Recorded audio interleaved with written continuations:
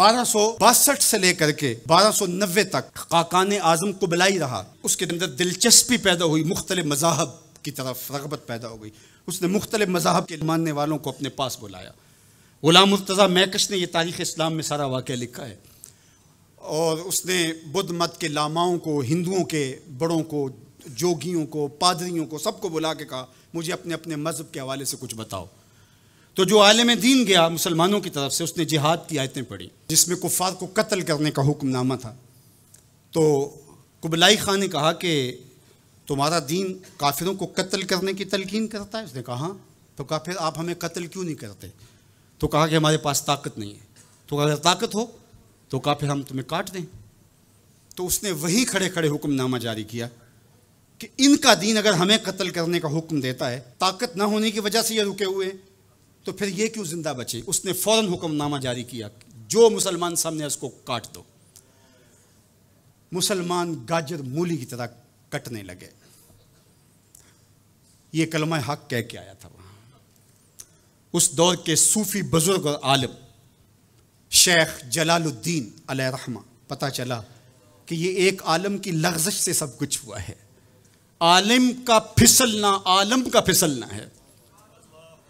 तो गए जाके बादशाह को कहा कि बादशाह क्या मजा हुआ? कहा तुम्हारा दीन हमें कत्ल करने का कहता है और हमारे पास ताकत है, फिर हम आपको क्यों छोड़े?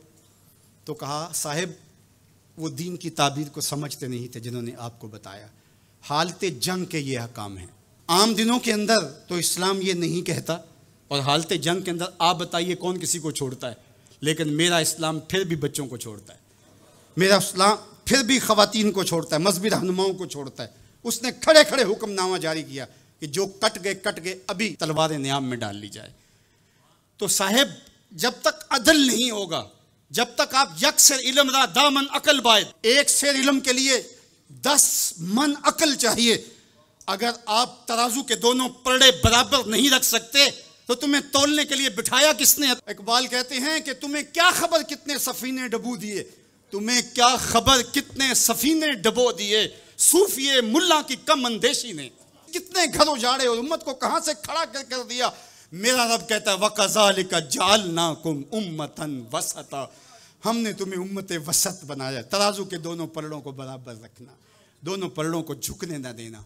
अल्लाह के महबूब अलैहिस्सलाम ने दोनों पलड़े रखे। अल मोमिनो गिर्रुन करीमुन, मोमिन सादा मिजाज होता है, भोला भाला सीधा सादा होता है। अल्लाह अकबर। अब मोमिन का सीधा सादा होना ये कहीं ऐसा ही ना हो कि लोग इसको दावे लगाते रहें। कहा फितरतन तो ऐसा ही होता है, उसकी तबा है कि वो इतबार कर लेता है। लेकिन दूसरे मुकाम पे कहा बैलेंस भी कर लो। मेरे हुजूर ने इरशाद फरमाया ला युल्दगुल मुमिनु मिन जुहरिन वाहिदिन मर्रतैन, मोमिन एक ही बिल से 2 मरतबा डंग नहीं खाता।